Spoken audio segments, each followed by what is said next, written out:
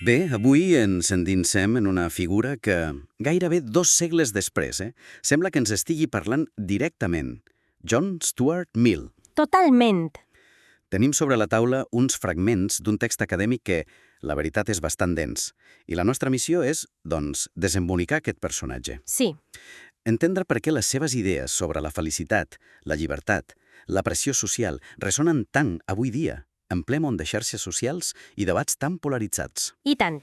I jo crec que la clau per entendre Mill no és només analitzar les teories, sinó descobrir l'home que hi ha darrere. Exacte. Un home que va ser, literalment, el resultat d'un experiment educatiu brutal, dissenyat per convertir-lo en una mena de, no sé, de superordinador intel·lectual, i que, inevitablement, va acabar trencant-se.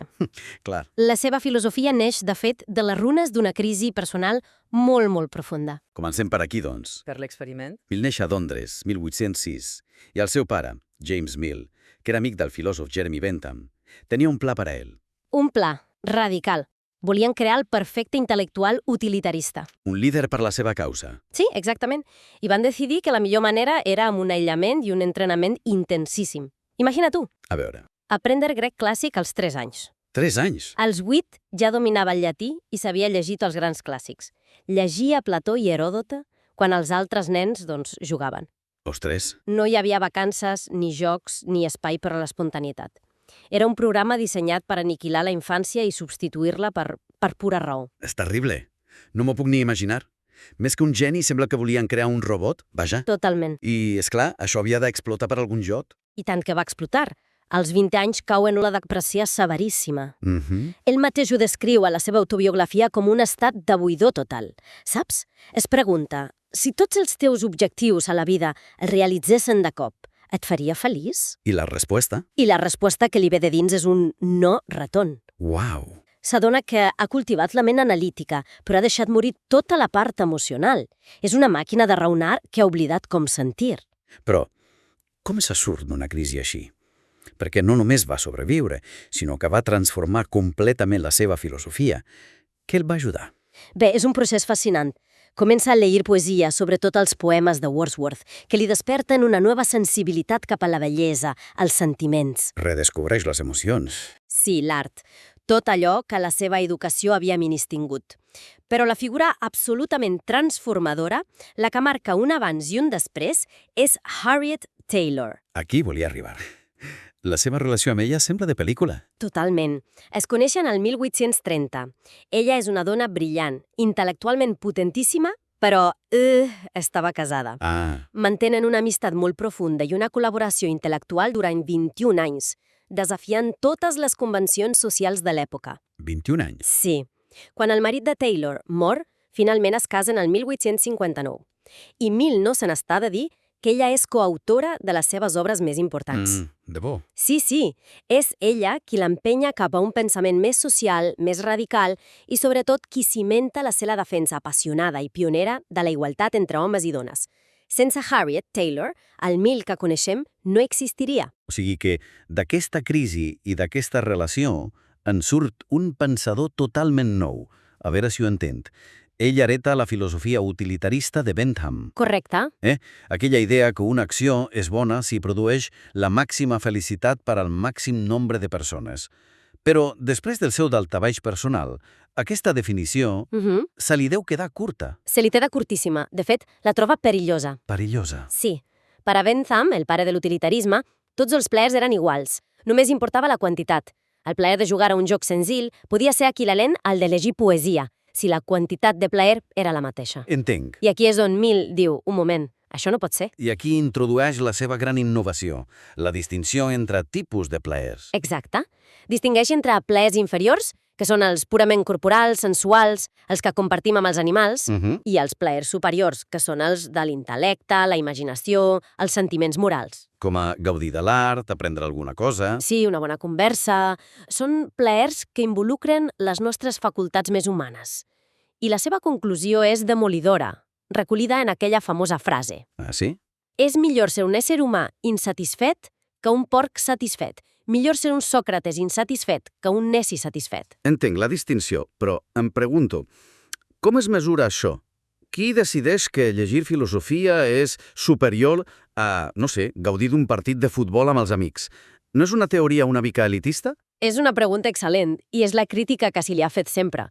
La resposta d'Emil, però, és astuta. A veure? Diu que l'únic jutge competent per decidir entre dos plaers és algú que els hagi experimentat tots dos i argumenta que qualsevol persona que hagi conegut tant els plaers intel·lectuals com els sensuals, sense excepció, donarà preferència als primers. Per què? Per un sentit de la dignitat humana, no canviaríem la nostra capacitat de razonar i sentir profundament per una vida de simple satisfacció animal, encara que ens prometessin plaer constant. Per a ell, la felicitat no és només estar content, és desenvolupar-se, és créixer com a persona. Llavors, una vida feliç no és un estat d'eufòria constant. En absolut. Mill és molt realista en això. Diu que una vida feliç no és un èxtasi permanent, sinó una existència amb moments de goix, pocs dolors i un equilibri entre tranquil·litat i emoció. I què cal per aconseguir-lo? L'utilitarisme de Mill no és gens egoista. No, això és clau. Gens. De fet, diu que hem d'actuar com un espectador benevolent i desinteressat, buscant la nostra felicitat en harmonia amb la de tots. Arriba a dir que la regla d'or de Jesús... Fes als altres el que voldries que et fessin a tu? Exacte. Diu que aquest és l'espírit de l'ètica utilitarista. I aquesta idea de necessitar espai per desenvolupar aquestes facultats superiors i contribuir al bé comú em porta directament a l'altre gran pilar del seu pensament, oi? La llibertat. És la connexió perfecta, perquè per poder cultivar aquests plaers superiors, per poder créixer intel·lectualment i moralment, necessites un requisit indispensable: llibertat. Clar, a la seva obra maestra sobre la llibertat es fa la gran pregunta: on acaba el poder de la societat i on comença el de l'individu? I la seva resposta és el famós principi del dany. Exacte. Una idea tan senzilla com revolucionària. Diu que l'única raó legítima per la qual el poder, ja sigui l'Estat o la societat, pot interferir en la llibertat d'una persona és per una sola raó: per evitar que faci mal a altres. Només per això. Només. El seu propi bé, físic o moral, no és motiu suficient. No podem forçar algú a deixar de fumar pel seu bé ni obligar-lo a seguir un determinat estil de vida perquè creiem que serà més feliç. En el que només l'afecta un mateix. L'individu és absolutament sobirà. El que és fascinant és que l'amenaça més gran a aquesta llibertat, segons ell, no ve tant del govern. No, aquest és el seu gran avís. El perill més gran i subtil és el que ell anomena la tirania de la majoria. I no es refereix a la política. No només, no. Es refereix a una cosa molt més profunda. A la pressió de l'opinió pública, la tirania del costum, la tendència de la societat a imposar les seves pròpies idees i pràctiques com a regles de conducta. Això em fa pensar immediatament en el món actual. La pressió per tenir un cert estil de vida a Instagram, la por de dir alguna cosa incorrecta a les xarxes socials per si et cancel·len. Precisament. És una pressió que no ve d'una llei, sinó del nostre voltant. Mill estaria observant el nostre món digital i dient: veieu, us ho vaig advertir. Sí, sí. Aquesta tirania social, diu, pot ser més temible que molts tipus d'opressió política, perquè penetra molt més en els detalls de la vida i, diu ell, esclavitza l'ànima mateixa. Uf. Ofega la individualitat, l'originalitat, l'excentricitat, tot allò que ens fa únics. Per això defensa aferrissadament 3 llibertats fonamentals. La llibertat de pensament i expressió. Sí, la de gustos i d'escollir el nostre propi camí a la vida. I la d'associació. D'acord. Parem-nos en la llibertat d'expressió, perquè la seva defensa és una de les més radicals i potents que s'han fet mai. Insisteix que cap opinió, per molt equivocada o fins i tot immoral que sembli, ha de ser silenciada. Mai. Mai. Però, fins i tot les opinions que són objectivament falses o perilloses, el discurs de l'odi. On posava Mill el límit? El límit, seguint el principi del dany, estaria en la incitació directa a la violència. Però fora d'això, la seva defensa és gairebé absoluta, i el seu raonament és una obra mestra de la lògica. Explica'm. Ho planteja en 3 escenaris. Primer, l'opinió que volem silenciar podria ser veritat. Si la silenciem, estem assumint la nostra pròpia infal·libilitat, una arrogància que la història ha desmentit constantment. Pensa en Sòcrates o en Galileu. D'acord, aquest és fàcil de comprar. Però, i si estem segurs que l'opinió és falsa? Aquest és el segon escenari, i és brillant. Mill diu que fins i tot si una opinió és falsa, silenciar-la ens perjudica. Com? Perquè si una veritat no es discuteix, si no es veu forçada a defensar-se davant de l'error, es converteix en un dogma mort. La gent la creu per tradició, sense entendre'n els motius. La veritat es manté viva i vibrant només si es posa a prova constantment. El xoc amb l'error ens enforteix. Exacte. Ens obliga a entendre millor la nostra pròpia posició. I el tercer escenari? És el que ell considera més comú, que les opinions en conflicte, la majoritària i la minoritària, continguin cadascuna una part de la veritat.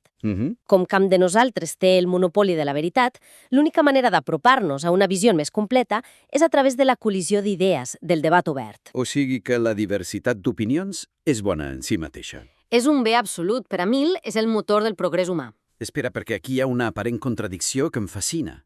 Tenim el Mill defensor ultraradical de la llibertat individual, del deixeu-me en pau. Sí. Però alhora, les fonts diuen que evoluciona cap a un liberalisme social.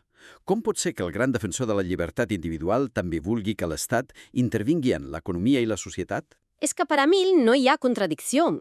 Ell entén una cosa fonamental. La llibertat formal no serveix de res sense unes condicions materials mínimes per poder exercir-la. Clar. De què et serveix tenir llibertat si treballes 14 hores al dia des dels 8 anys en una fàbrica insalubre? No tens ni el temps ni l'energia. Exacte. Per això, a diferència de molts liberals del seu temps, Mill defensa la intervenció de l'Estat per regular la jornada laboral, prohibir el treball infantil i promoure activament l'educació i la sanitat públiques. Entén que l'Estat ha de garantir un punt de partida just per a tothom. I en aquesta línia, la seva defensa de la igualtat de gènere va ser realment trencadora per a l'època. Absolutament pionera. Influït clarament per Harriet Taylor, publica La sumissió de les dones. Un títol molt directe. Molt. I argumenta que la desigualtat legal i social entre sexes és una relíquia bàrbara i un dels principals frens al progrés de la humanitat. I no es queda a la teoria, No.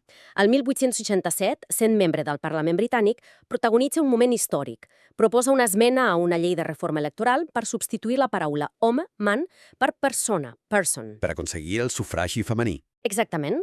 Un intent directe. I què va passar? Va ser derrotat àmpliament per 196 vots en contra i només 73 a favor. Vaja. Però l'impacte va ser enorme. Va posar el sufragi femení al centre del debat polític britànic per primera vegada. Va ser una derrota pràctica, però una victòria moral i simbòlica gegant. Entenc.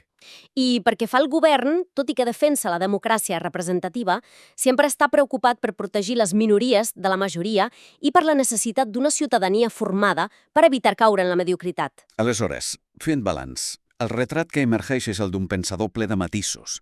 No és un liberal simple ni un socialista simple. Gens. És algú que va viure en la seva pell la tensió entre la raó i l'emoció i que va dedicar la seva vida a trobar un equilibri entre la llibertat de l'individu per ser diferent i la necessitat de construir una societat justa per a tothom.